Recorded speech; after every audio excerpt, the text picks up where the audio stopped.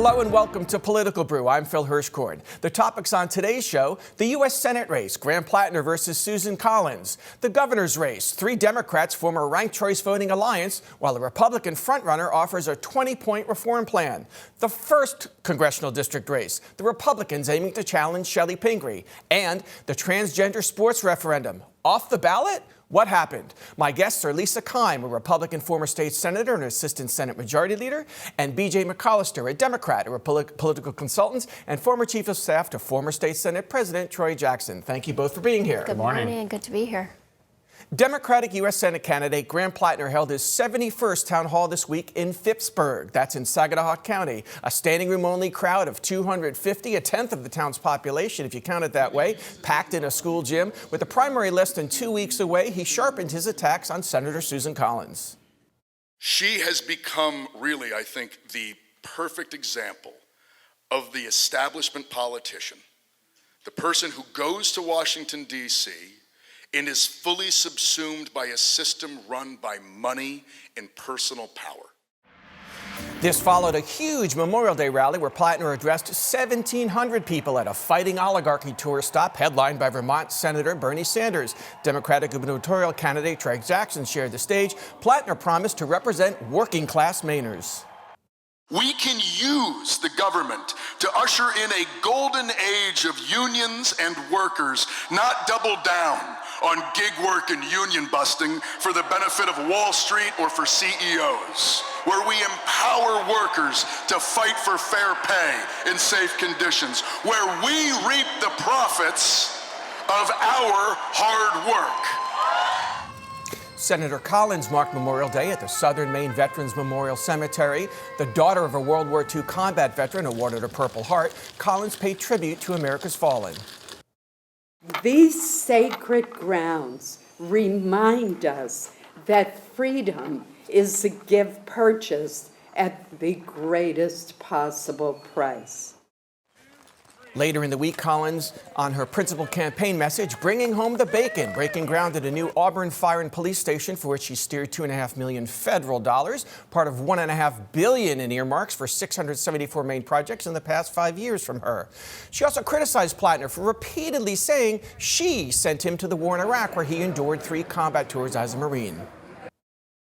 I respect anyone who steps forward to serve their country, but the fact is, that was Platner's decision to serve. He was not drafted.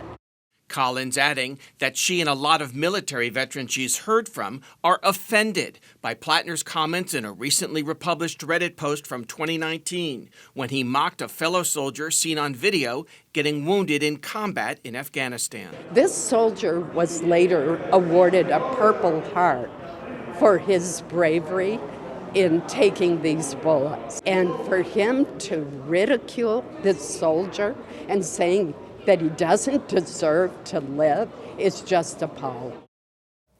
Well, Lisa Keim, a lot going on there. Your senator, your reaction on the state of the race? Yeah, well, it's more of the same, really. Just one thing after another, where Platner is saying things that really bring shame, I think, to him and to the people who are supporting him. I think if they really consider what he's saying, I just was appalled at him saying about that video of a soldier being wounded, that this video never gets old. So he is enjoying the pain and the demise of a fellow soldier, and then sort of bragging about it. And just the comparison of the shots that you just showed us, where he's, at a fighting the oligarchy tour, which, if you can even believe it, beside Bernie Sanders, who would maybe be the definition of oligarchy if we had such a thing in the United States, which we don't.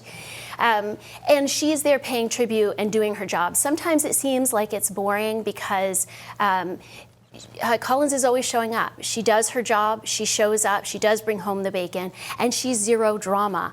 Exactly what we want is someone who's just doing their job. She's almost at her 10,000th consecutive vote, and she makes Maine proud. BJ?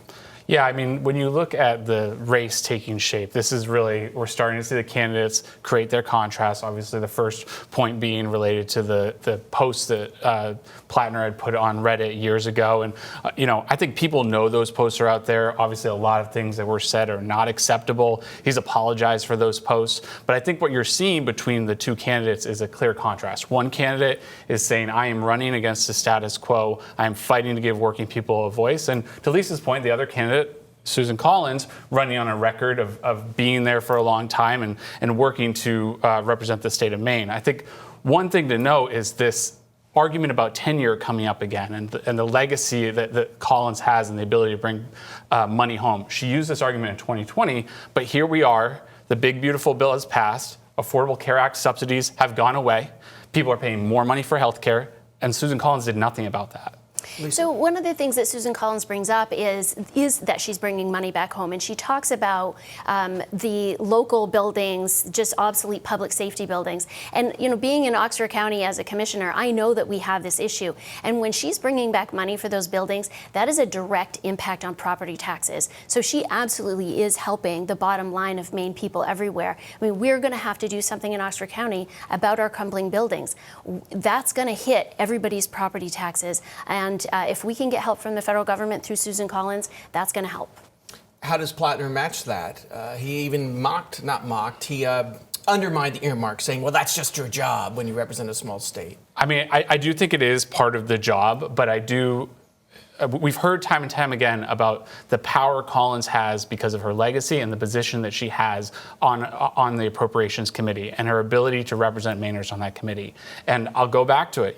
We are dealing with a situation where you have hundreds of workers who are working on clean energy jobs who are no longer on those jobs because she let the affordable tax credits expire in the big, beautiful bill. You've got people who can't afford health care anymore because she let the Affordable Care Act subsidies expire.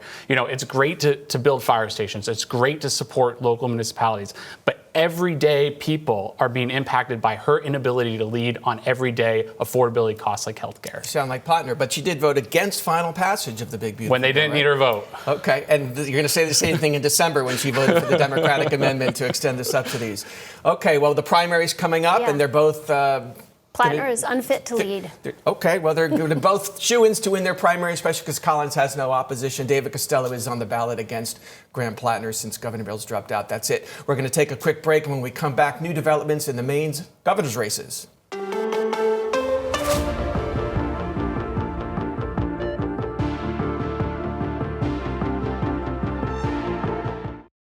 Disavowing the role of kingmaker, presumptive Democratic Senate nominee Graham Platner appeared this week with his top 3 picks on his ranked choice gubernatorial ballot in this order: Troy Jackson, Shenna Bellows, and Hannah Pingree, saying that taking on the wealthy and powerful can't be accomplished alone.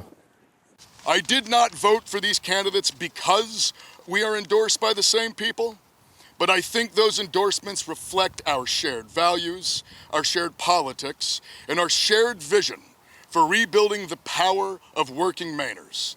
I voted not just on policy positions, but for the movement I hope to see in Maine. The trio pledged to rank each rival second and third and urged supporters to do the same. I asked them if this was a scheme to deny Nirav Shah from reaching 50% of ranked choice votes. And we asked Shah to respond. I think we're aligned for progressive change, and I think the reason we are cross-endorsing each other is the stakes could not be higher this year. We are the 3 in this race with a voting record. We're not afraid to take on the billionaire class, and we have to do that. I have nothing but respect for them, and I have nothing but respect for the service that they have provided to the state of Maine, and I appreciate that. That said, my campaign is about something different. My campaign is about politics as problem solving. What I think we need is a fresh look at longstanding challenges in Maine, and that is what my campaign offers. Angus King III responded by saying we need a different approach if we're going to solve our biggest challenges, and having the long-term Augusta folks band together doesn't change that view. I'm just going to continue talking with voters about how we build a better Maine. BJ, this is your field of 5 Democrats. What are your thoughts on this alliance and the state of the race? Well, I think it clearly outlines the 3 people who are most ready to lead the state of Maine. I think, obviously Hannah Pingree has the support of many people in the environmental community. Troy Jackson has many support support of the folks in the labor community, and Shanna Bell is supported by the Maine People's Alliance. And I think they all have something to offer in each one of those lanes. And so the cross endorsement makes sense to me. And I think for voters, they have to look at the fact that you've got 3 people, you've seen what they can do in leadership, and then you've got 2 people who have never been in any kind of leadership role. And, we're learning things about Dr. Shaw beyond what he did with the pandemic when he was in Illinois and his failed leadership there, where Democrats asked him to step down from his role as a lobbyist for healthcare companies, his contributions from pharmaceutical companies. These are all things that are coming to light, and that's what happens when you have someone running for office who doesn't have a proven track record. Well, he did lead the Maine CDC and was number 2 in the U.S. CDC. Lisa, what's your view of this field? Yeah, it's interesting, first of all, that these 3 are definitely Augusta insiders, and my take on it is they're looking to each other to continue a cushy taxpayer-funded job after the election. So whichever one takes it, they want to make sure that they have a place in administration. That's the way it looks to me. What I really am surprised about is that any one of them could say that they are most important to them is to stand up for women, and yet they're holding hands with Platner.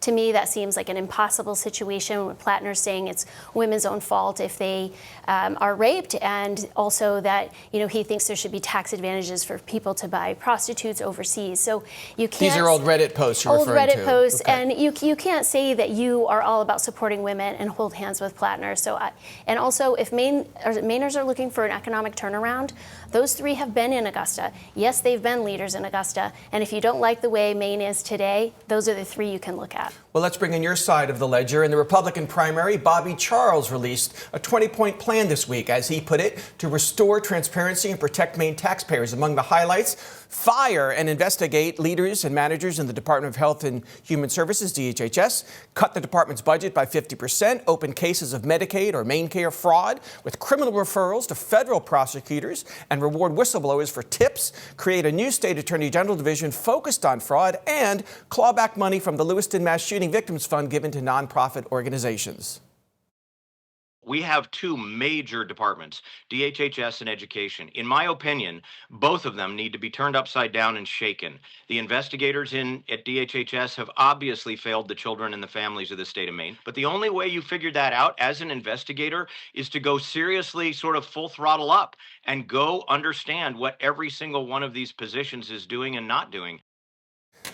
Lisa, some say he's the front runner based on polling. You support Jonathan Bush. What's your take on his plan? Yeah, well, I appreciate that he's talking about fraud and waste. I think all of the candidates are, and likely we do need some more investigators, and that's a problem that I appreciate all Republicans are talking about, which 0 Democrat gubernatorial candidates are talking about, even though it was our own state audit that shows that our systems need revamping. There's a lot in his plan that's impractical and has serious legal concerns. You can't just walk in and fire people. And also, you can't cut DHHS by 50% without causing serious harm to Maine and Mainers. So that, with his overall $4 billion cut, shows that Charles has some misunderstanding about how to run state government, for sure. But overall, I'm really concerned also just about his negative outlook. He's always talking about tearing apart government, and which is why I support Jonathan Bush, because he has a very positive economic plan.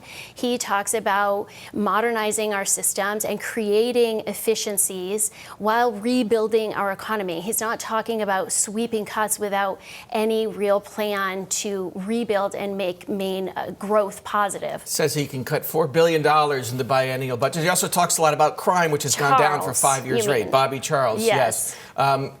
We have about a minute left in this segment. What's your view on the Charles campaign? Is that the Republican Democrats want to run against? I think we would love to run against him. I think it demonstrates, he's a great communicator. You can't take that away from him. But clearly, there's no substance behind what he's saying. Lisa's exactly right. If you want to help the challenges that there is in the child welfare system, if you want to increase investigations, you can't cut a department in half. In fact, you have to recruit more people to support that work and pay them living wages so you can recruit those people. This is a plan that he has put out so that he can give red meat to his base, and it is not something that actually could be implemented.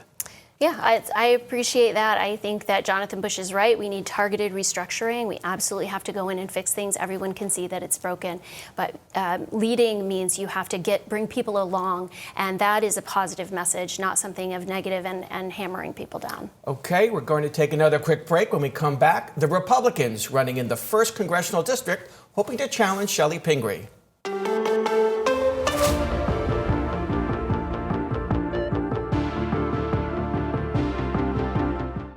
This week, I moderated a debate between the 2 Republicans competing in the 1st Congressional District primary, Joshua Petrowitz, who's 26, and Ron Russell, who's 71. Russell was the 2024 GOP nominee who lost to Shelley Pingree, 59% to 36%. Reporter Christian Harza has some of the highlights of the debate. His record of experience and maybe being a career military man, we saw that in 22 with Ed Thurlander and 2024 as well, might not be in the appetite of the 1st District voters, so it might be time for a fresh change. Conversely, age and experience, Russell says, are his strengths. 30 years in the United States Army and 15 years as a small business owner. So I've seen what it's like. On affordability, both candidates say housing is their #1 priority. Russell says the 20% down payment customary for most houses is unattainable for most young people. As a veteran, I can put down $0 and get a home loan. So I think if we reduce the amount of down payment, we'll be able to allow more people to buy homes. Petrowitz says cheaper interest rates wouldn't hurt either. Having a 1%, 2%, or 3% rate loan as far as a mortgage for 30 years, so that way people aren't enslaving themselves to the actual home itself, is in the best interest. Amidst ongoing talks with Iran, the current House of Representatives may vote again on the War Powers Resolution after the Senate approved it. I probably would vote with the senators. Less conflict is going to be more winning as far as the American people are concerned. I can't really tell you whether I would vote for it or not. I will tell you that I would have supported an authorization for the use of force if President Trump had asked for it. By the way, Lisa, besides sort of deviating with Trump on Iran war, Petrowitz also advocates more government support toward universal health care, even expanding Medicare, which is, a Democratic position. Yes. Russell doesn't support that at all. Yes, I heard that. What's your view of these candidates and who might be stronger? Yeah, so, I think we all know it's a long shot for a Republican to win in that district. I really appreciate just the diversity we have here in the age. I love that there's a 26-year-old and a 71-year-old, both out there really talking about conservative viewpoints, right? And making sure that those are not lost in the discussion of what it means to run in CD1. So I'm appreciative of them both being there. I see a lot of hope for a 26-year-old putting himself out there and saying, hey, I'm going to run this race. And then having the wisdom and the experience of Ron Russell is also good. And it just brings depth to this debate. BJ, how do you see it? Is Shelley Pingree losing sleep over this? I don't think she necessarily is, but I think it's great that they have a competitive primary. I think if I'm a Republican, I might be rooting for the younger candidate to build name ID. Maybe he can go on to run for something else after this. I will say I was very delighted to hear both of them talk about successful federal programs that make home ownership more easy to access, and I hope other Republicans will join them in supporting programs like that. Well, speaking of competitive primaries, in the second CD on the Democratic side, State Senator Joe Baldacci this week was endorsed by the national pro-abortion rights group Reproductive Freedom for All, formerly NARAL. Here's what he told us at a Lewiston news conference. And let me speak directly to Maine women. Whatever rights the D.C. Republicans have stripped or will strip from you between now and November 3rd, I will vote to return to you once in office. He also called out Matt Dunlap for a pro-life vote, as he called it, 20-some-odd years ago. Dunlap said, I've always been pro-choice. In the legislature, I cast more than 20 votes protecting reproductive freedom and earned support from women leaders in this state who have led organizations like Planned Parenthood of Maine and the Maine Women's Lobby. In Congress, I'll keep fighting to protect abortion access and defend reproductive rights. It's also the position of Jordan Wood and Paige Loud, the other two candidates on the ballot. Your thoughts? I think what we're seeing here is national groups are coming in because they have received a permission structure from the D.C. institution to back the candidate of choice. And so I think that that's why these folks have come out for Senator Baldacci. Certainly he has a pro-choice record, but this is because Jeffries has endorsed him. Hakeem Jeffries, the Democratic leader in Washington. Correct. And I think, Auditor Dunlap is right. I mean, he has co-chairs of Women for Dunlap who are both deeply involved with Planned Parenthood, including the former chair of the Planned Parenthood board. He always received 100% voting record from Planned Parenthood when he ran for the legislature. So I think this is just D.C. telling Maine voters what to do. They're fighting to say they're the strongest to take on Paul LePage in the fall, your Republican candidate. Yeah, what I find really discouraging that's happening sort of all over, but you can see it highlighted here in these talking points, is just that women have been reduced to a talking point of abortion. We support women, so they say it's always abortion. Women are so much more than abortion. I am really disgusted as a woman that this is how the Democrat Party, they can't even define what a woman is. They've reduced caring about women to only abortion, and the outrageous plan that we have here in Maine, which is abortion right through live birth, is somehow equaling that you care about women. That is absolutely false, and they're falling all over themselves to prove this point. And Baldacci and Dunlap certainly say they support current Maine laws, even those expanded by Governor Mills, like you just alluded to. Okay, we're going to take another quick break, and when we come back, the referendum that wasn't banning transgender girls from high school sports.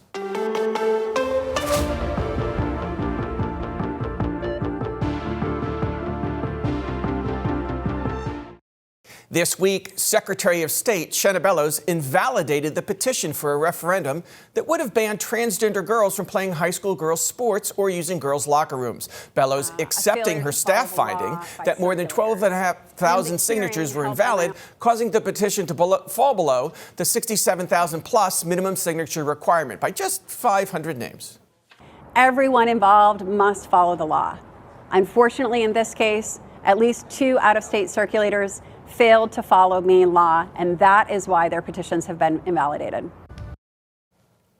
Maybe that was the outcome some Democrats wanted, but she's saying it's a legal technicality. Your view? Well, I think that we have a process in place and there are rules that people have to follow. And from the start, we've been talking about how this has been an effort that's been funded by an out-of-state billionaire with no real grassroots support. And that's why you see people who are not from the state of Maine collecting signatures and not following the state's law. I will say it has gone through multiple steps to reach this point, and it sounds like there are a lot of duplicate signatures. It sounds like there weren't rules that were followed out of the gate. I'm kind of surprised we've even got to this point. It probably shouldn't have been certified to begin with, but clearly people weren't following the rules and the process worked. So maybe when you're doing petitions, you want grassroots local supporters more than people absolutely. paying $35 a signature from away.